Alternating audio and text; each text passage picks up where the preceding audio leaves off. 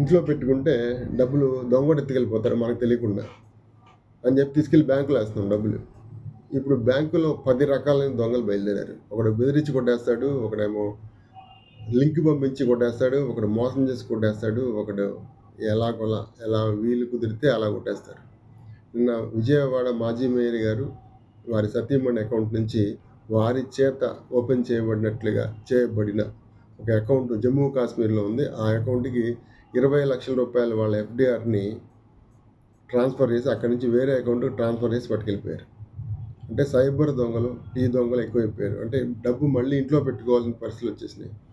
బ్యాంకులో పెట్టుకుంటే మనకి తెలియకుండా ఏం జరిగిందో కూడా తెలియకుండా బ్యాంకు నుంచి డబ్బు ట్రాన్స్ఫర్ అయిపోతుంది. అది మళ్ళీ రికవరీ చేసుకోవడానికి కూడా కుదరట్లేదు. పోలీసులకు కూడా వాళ్ళకట్లా బ్యాంకింగ్ రూల్స్ అలా ఉన్నాయి.